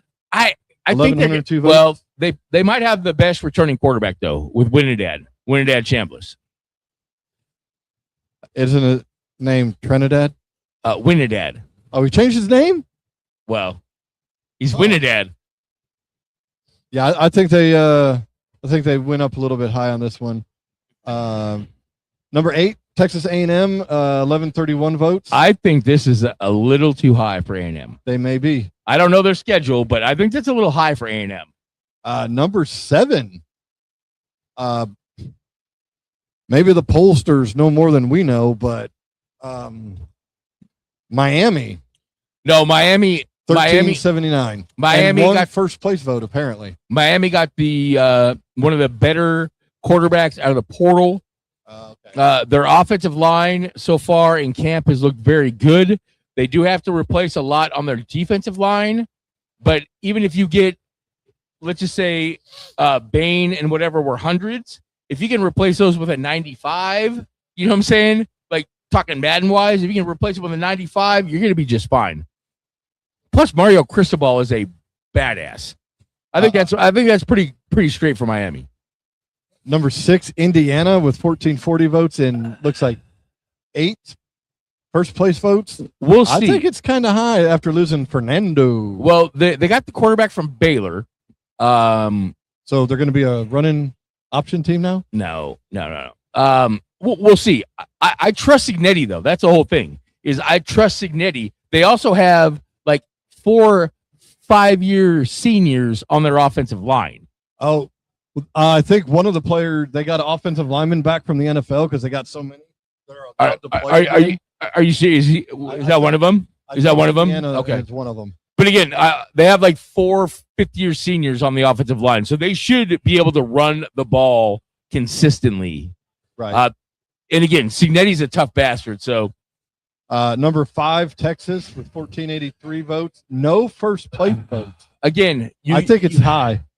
I don't think it's high to start with. I don't think it's high. I don't. You have Arch Manning did not have. Arch Manning is great year last year. Okay, but he had a great second half of the season. He also is the number 2 preseason odds for Heisman. Just saying. Hey, if he has a great year, then I'm wrong. But I think to start the season, he's probably too high. This team too high. I trust Texas will make the playoff this year. I know. I'll say that. Texas has oil money. Yes, they do. At number 4, the Crybabies of Notre Dame. They're not crybabies. They're not. Yeah, they are. They cried all last year when Miami got in the. Just think if Miami would have been ranked higher in the preseason. Here's what I'll tell you. The Notre Dame Crybabies. Well, that's the fan base. If you listen to what the coaches said, their GM came out or whatever he was and having a fit. Okay. The coach, though, has come out and said, we didn't do enough last year to make the playoff. We didn't do enough. He said that after all the crying. Well, after their whatever he is. Hey, sometimes you cry first and you have some introspective and you realize that you were wrong for what you said. Freeman has come out and said we didn't do enough last year. We do not want to put it in the committee's hands this year. Oh, and yeah, talk about a cake schedule, by the way. I hope Bill Belichick beats them. They could go undefeated, and I'm not bullshit. Well, they have Miami though. It's at home. SMU. Yeah, it they for the most part, it is an easy schedule. No, they should roll through it, but it's all a bunch of cupcakes, though. It is. So if let's say it comes down again to Miami, and we're talking for they have the same record. So we talking they're both 11-1. They're both 11-1, but Miami beats Notre Dame, and it's for what do they call it? The at-large, right? To get in. Does the committee take Miami again? Or do they take Notre Dame? Well, no, because I'm not trying to be an asshole, but again, if Miami's 11-1, hey, look, it turns. I know it does. You just gotta, I figured that out too. Yeah, you just gotta mess with it a little bit. Well, I'll be. Yeah, all right, we found something cool. Okay, if Miami goes 11-1, they probably win the ACC, which gives them an automatic bid. So our conversation right now. Well, I did say same record. But Miami beat Notre Dame head-to-head. Right. But at the same time, if Miami has an 11-1 record, that means they probably won the ACC, which gives them an automatic bid. I'm saying if they have the same record. Let's say they're 9-2 or whatever. Oh, somehow the ACC Miami's has that weird-ass shit that they did last year? Yes. No, Miami gets in over Notre Dame because of their strength of schedule, even though they play in the weak-ass ACC. But it's stronger than... No, right. No, they played, like Appalachian State and Underwater Basket Weaving University. And... Motorboating U? You didn't see that one on there? Hey, can you send me a link to that one? I want to apply that one. Oh, no, I got a shortcut on the... Oh, what? What? Okay, so the top 3? Yes. I think this top 3... Solid. Could go any which way. No, yeah, I interchangeable. I agree. These are probably the top 3 teams in the nation. Georgia is 3rd according to the preseason of 15-13. No first place votes. But I would also say out of these, who's number 1 again? Sorry. Out of these 3 teams, I think that they have the best coach. Georgia. Yeah, I think Kirby Smart is amazing. I would think so too. At number 2 is the Oregonian Ducks. Well, I mean, I don't know. 1597 total votes and 14 first place. You know what I hate to say about Oregon is I really like Dan Lanning. I like their coach. I freaking hate Oregon because I have to, because that's why I was born that way. You came out and the first thing you said was I hate Oregon. Yes. But I do like Dan Lanning. He's an SEC guy. But I do like Dan Lanning. I think that's probably solid for Oregon, but Oregon has a tough schedule. They do. Well, it's Big 24. But at the same time, I still don't trust Ryan Day. I don't. No, I don't think Ohio State finishes 1. I don't think they finish. They'll make the playoff. They will definitely make the playoff. But we gave it away. Ohio State. Number 1. Number 1. Ryan Day. 72. Ryan Day is still a deal hole. 40. But if OSU loses to Michigan, if they should play this year, don't they play every year? They play every year. Last game of the season. If he loses to Michigan, well, again, they have a tough schedule. I mean, they play Texas, right? They got Indiana. At got Indiana. USC, they got Oregon. At USC. I'm just at saying. Nebraska, but they got Michigan at home. If he loses to Michigan, no matter what his record is. Yeah, that makes him like 1-4 against Michigan in the last 5 years? Yeah. Does he even have a win? Yeah, he does have one. No, he won last year against Michigan. Okay. So if he loses again, or as they would say at Ohio State, Michigan. All right. So other teams that received some votes. Clemson 112, Florida 51, Boise State 43, Arizona 32, TCU 11. That's a team I think could come back, surprise some people out of the Big 12. They're about due. They were out for a couple years, and that's how they oil do money. But private school oil money. Yeah, that's kind of how they do it. Yeah. We're in for like 2 years to give us a 5-year hiatus, and some of the best uniforms in college football. Yeah, too bad they're not in the game. South Carolina got 10, Navy got 10. Illinois got 9, Vandy with 8. Oklahoma State actually got 8 votes. Well, because Oklahoma State just hired a big-time head coach. Well, they had one. Virginia Tech 6, Minnesota 5. UNLV got 4, Louisiana 4, New Mexico 4, Georgia Tech 4, James Madison 3, Auburn 3, Memphis 2, California 2, Western Michigan 1, Tulane 1, Liberty 1, and Virginia 1. So that is the preseason poll. We'll see. I mean, again, it's preseason. I just know, you know, one school I didn't hear in there, though, in that top 25 at all. Washington State? No. Well, I mean, yeah, we didn't hear them, but I was more talking about the 33rd NFL team. I didn't hear them in there. The North Carolina Tar Heels with Bill Belichick and Mike Lombardi. The 33rd NFL team. I don't know if Mike Lombardi's still there. They just. Oh, well, no, he's on hiatus still. He's still on hiatus. I thought they got rid of like 2 guys he brought in. No, Mike Lombardi is on administrative leave. Okay, one's gone. The other's on leave then. Yeah, Mike Lombardi. Yes. Yeah, there's 2 of them. Belichick's bestie. Have we said? Has they said what they've done? I haven't heard what they did. No. Besides, I've heard Mike Lombardi's kind of a dick. Were they? Do you think maybe that they were messing around with the coach's young hottie? Well, maybe she was hooking them up with some students. Maybe on the 18th hole, kind of like a little hawk. The hawk from the show Hawk.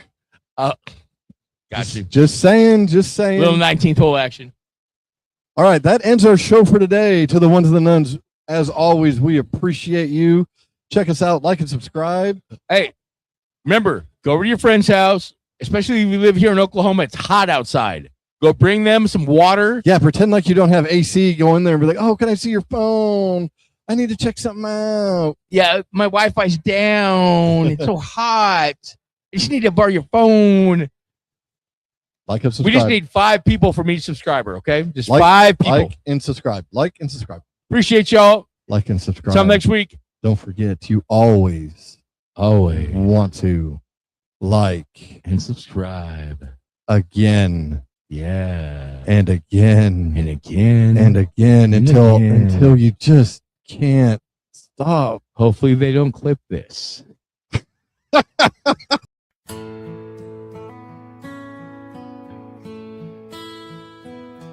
Thank you all for tuning in. I hope this week your team gets a win. Always stay away from sin. Maybe next week you'll see Blake and Gwen. Big thanks from Maxarelli and Poppa is the NIL free agency. Drink too much, you have to pee.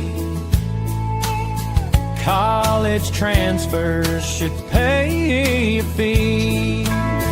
So if you plant your flag like Baker, Love, Kerrywood, and King Felix, our champs like the Hawks and Bears. Bear down like Kelvin, tune in next week for another show.